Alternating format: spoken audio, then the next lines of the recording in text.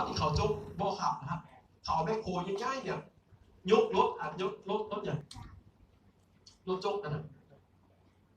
เอาแบคโฮง่ายๆมายกรถจกแล้วก็เอามาเข้าอยู่ไหนฮะแล้วเขาก็ยอดเขาลงแล้วเอาเคนบนแบคโฮเป็นตัวยอดเอารถเคนง่ายๆมายกแมคโครแล้วเอาอยู่ในแมคโครฮะเนี่ยแล้วก็ย่อลงไปให้เงินมาไปหาเงินถึงขั้นเอาชีวิตเข้าแลกเพื่อจะมีเงินมันคิดเลยต้องรู้ว่าเงินกับชีวิตเนี่ยสำคัญแต่เขาก็อ้างว่ากูน่าจะเป็นอย่างไม่รู้ไม่รู้เป็น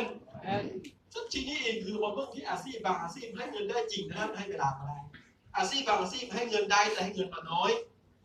แต่ทุกอาชีพดีมันนะกรรมกรดีป่ะถ้าบ่มีกรรมกรใครจะมาสร้างตึกชื่อบ่ล่ะถ้าบ่มีพนักงานใครจะไปได้เฮ็ดเรียกกลุ่มจักรชื่อบ่ล่ะแล้วถ้าบ่มีนักธุรกิจก็ใครจะมีหัวการค้าไปเฮ็ดธุรกิจได้เกิดเป็นเงินเป็นคำแม่นบ่ล่ะ